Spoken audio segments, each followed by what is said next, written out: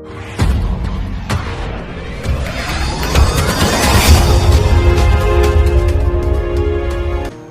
అండి, welcome to my channel. ఇవాళ మనం క్యాన్సర్ యొక్క లక్షణాలు అంటే క్యాన్సర్ సింప్టమ్స్ గురించి మాట్లాడుకుందాం.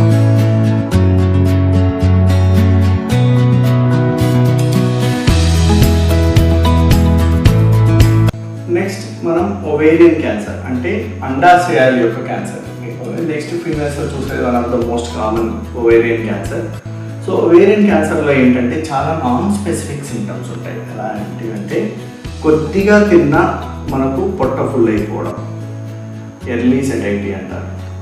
సో మోస్ట్లీ ఇది వయసు పైబడిన వాళ్ళలో వస్తుంది, లేడీస్లో. సో వీళ్ళల్లో ఎర్లీ సెటైటీ అంటే కొద్దిగా తిన్నా పొట్ట ఫుల్ అయిపోవడం అండ్ పొట్ట ముందుకు రావడం నీరు వల్ల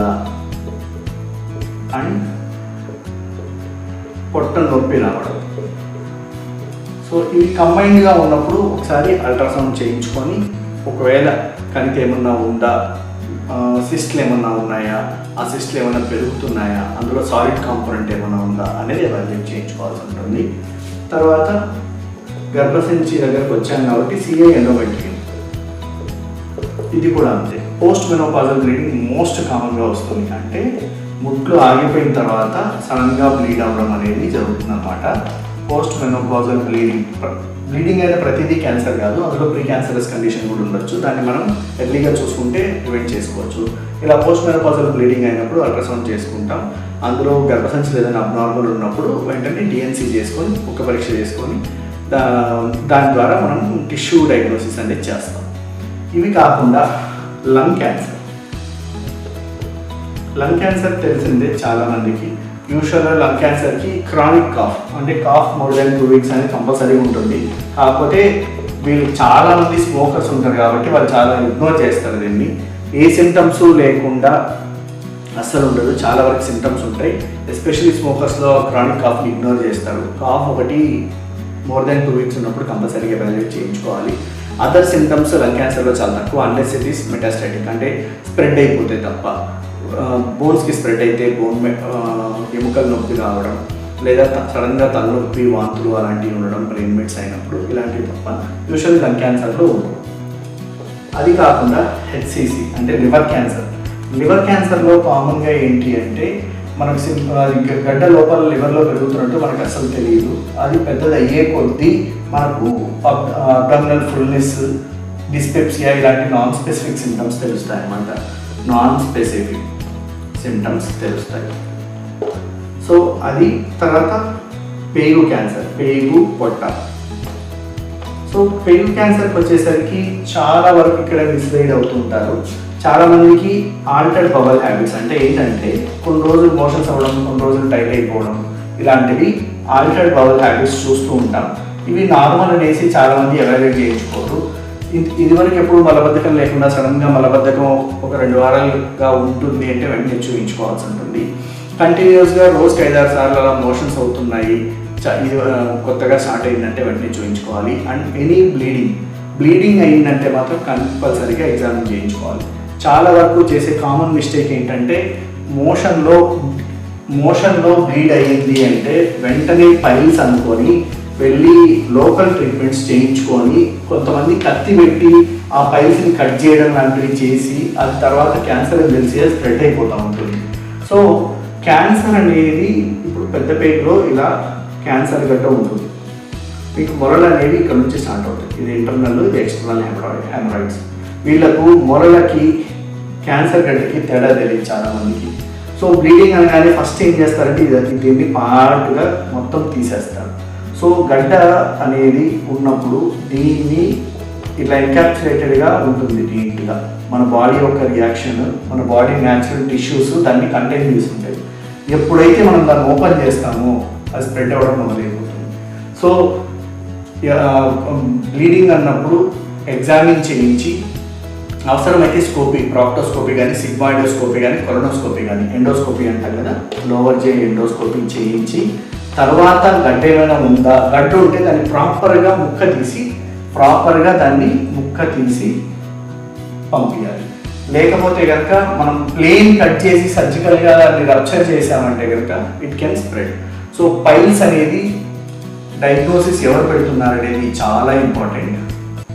సర్జన్ పెడుతున్నారా లేకపోతే క్వాక్ పెడుతున్నారా అనేది. చాలామంది మొరలకు ఆపరేషన్లు చేస్తాం, ఆపరేషన్ లేకుండా వైద్యం చేస్తాం అని చెప్పేసి ఫస్ట్ స్టేజ్లో వచ్చిన పేషెంట్లను కూడా 4వ స్టేజ్కి మార్పిస్తున్నారు. సో పెద్ద పేగ్ క్యాన్సర్, పెద్ద పేగ్ వచ్చేసరికి మాత్రం ఇప్పుడు కేసెస్ పెరుగుతున్నాయి. ఎందుకు అంటే మనం మారిన ఆహార అలవాట్ల వల్ల, పీచు పదార్థాలు తక్కువగా తినడం వల్ల. సో చాలామంది పైల్స్ అని బ్లీడింగ్ రాగానే వాళ్ళ దగ్గరికి పోయేసి అది కట్ చేయించుకోవడం ఇలాంటివి చేస్తూ ఉంటారు. సో బ్లీడింగ్ అనేది చాలా severe symptom, it has to be evaluated. Apart from that stomach క్యాన్సర్లో మనకు కామన్గా జరిగేది వామిటింగ్స్. కంటిన్యూస్గా వామిటింగ్స్ అవుతూ ఉంటాయి, ఏం తిన్నా వామిటింగ్స్ అవుతూ ఉంటాయి. ఒకసారి ఈసోఫాగస్లో కూడా ఆహార ద్వారంలో ఉన్నప్పుడు తినడానికి కూడా ఇబ్బందిగా ఉంటుంది. These are the common cancers. So మనము బ్లడ్ క్యాన్సర్స్కి వచ్చేసరికి బ్లడ్ క్యాన్సర్స్ ఇంకా చాలా నాన్ స్పెసిఫిక్ సింటమ్స్ ఉంటాయి. సో బ్లడ్ క్యాన్సర్స్లో నార్మల్గా మనం ఐడెంటిఫై యూజువల్గా చేయడానికి కష్టం, ఎందుకంటే వీళ్ళల్లో బ్లడ్ తగ్గడం మొదలవుతుంది. సో బ్లడ్ సెల్స్ అనేవి తగ్గడం మొదలైన తర్వాత సిమ్టమ్స్ అనేవి స్టార్ట్ అవుతాయి. అంటే నీరసంగా ఉండడం, నీరసం, తరచుగా జ్వరం రావడం, ఆకలి లేకపోవడం, ఇలా నాన్ స్పెసిఫిక్గా ఉంటాయి అన్నమాట. అంటే పేషెంట్స్కి ఇవి క్యాన్సర్ తాలూకా లక్షణాలని తెలియదు. అందుకే ఇయర్లీ వన్స్ కనీసం బ్లడ్ కౌంట్స్ చేయించుకోమంటారు. ఏ చిన్న చేంజ్ వచ్చినా సరే మనం we can identify it at the earliest. కాబట్టి సో ఇన్ని లక్షణాలు చెప్పాను. ఎలా డాక్టర్ గారు మాకు ఇది క్యాన్సర్ రిలేటెడా కాదా అని తెలిసేది ఎలాగా అంటే, సో కొన్ని క్యాన్సర్ అనేది కొన్ని సిస్టమిక్ సింటమ్స్ ప్రొడ్యూస్ చేస్తుంది. అలా ఎలాంటివి అంటే, ఫస్ట్ క్యాన్సర్ చేసేది ఏంటంటే ఆకలి తగ్గించడం.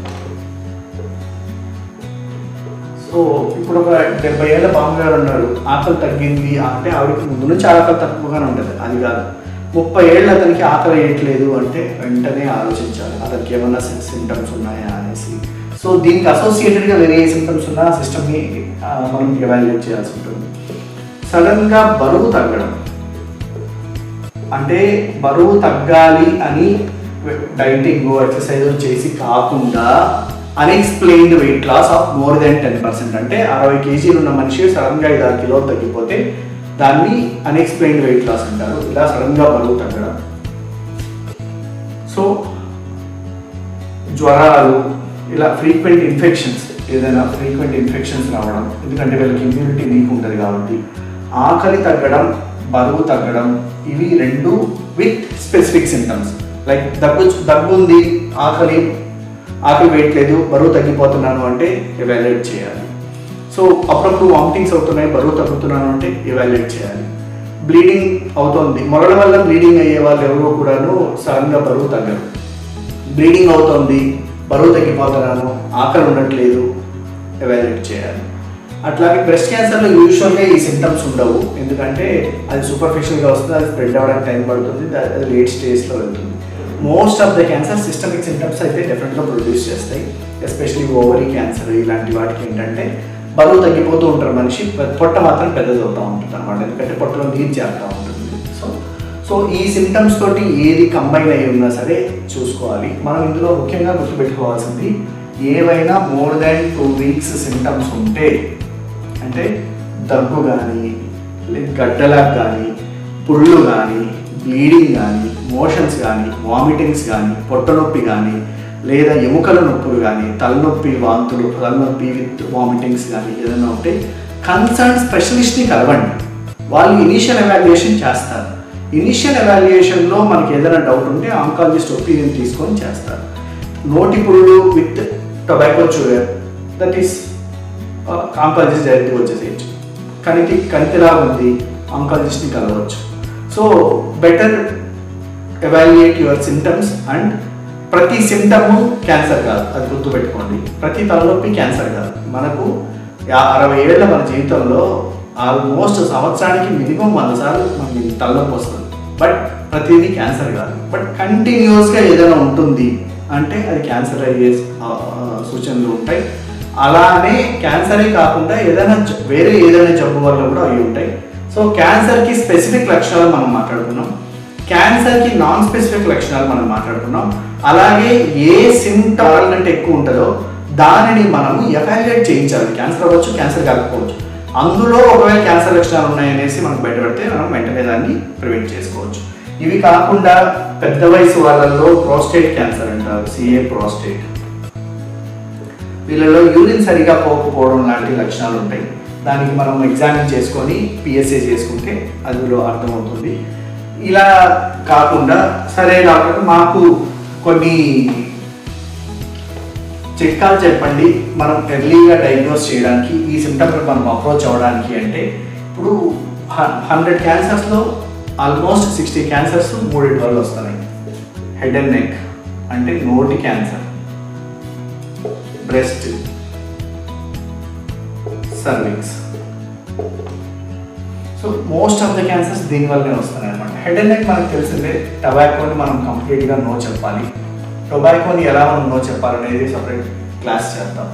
సో హెడ్ అండ్ నెక్ది నోట్లో మనకు పుళ్ళు తెలిసిపోతాయి, వాయిస్ చేంజ్ తెలుస్తుంది, అట్ ది సేమ్ టైం గడ్డలాగా ఏమైనా ఉంటే కూడా తెలుస్తుంది, మెడలో అలాగా తెలుస్తుంది. ఇవి కాకుండా బ్రెస్ట్ అండ్ సర్విక్స్కి ఒక అడ్వాంటేజ్ ఏంటంటే, బ్రెస్ట్లో స్క్రీనింగ్ వల్ల మనము ఎర్లీ స్టేజ్లోనే, అంటే దాదాపు ఒక 3 to 6 months ముందే మనం దాన్ని గుర్తించవచ్చు. క్లినికల్గా మనకి తెలియకపోయినా సరే 3 to 6 months ముందు మనం గుర్తించవచ్చు. ఎర్లీ స్టేజ్లో ఉన్నా లేదా ప్రీ క్యాన్సరస్ కండిషన్లో ఉన్నా మనం గుర్తించి దాన్ని ప్రివెంట్ అనేది చేయొచ్చు. సో ప్రివెన్షన్ చేయొచ్చు, at the same time early స్టేజ్లో ఉన్నప్పుడు క్యూర్ చేసే ఛాన్సెస్ ఎక్కువ ఉంటాయి విత్ మినిమల్ ట్రీట్మెంట్ ఎర్లీ స్టేజ్లో ఉన్నప్పుడు. సో బ్రెస్ట్ క్యాన్సర్ యొక్క స్క్రీనింగ్ ఎవరిలో రికమెండెడ్ అంటే, more than 40 years, any female more than 40 years వీళ్ళలో కంపల్సరీగా screening is recommended every year. And family history of breast cancer ఉన్న వాళ్ళలో more than 30 years నుంచే screening is recommended. BRCA positive ఉన్న వాళ్ళలో 25 to 30 స్టార్ట్ చేయమని చెప్తారు. So any family history of cancer, please consult a screening clinic like we have it at Omega Hospitals, so that we can counsel and assess the risk and estimate the chances of you having cancer in future, so that we can prevent it from now on. Okay, ఇప్పుడే మనం prevent చేసుకోవడానికి ఉపయోగకరంగా ఉంటుంది. Family history ఉన్న వాళ్ళు కంపల్సరీగా evaluate చేసుకోవడం better.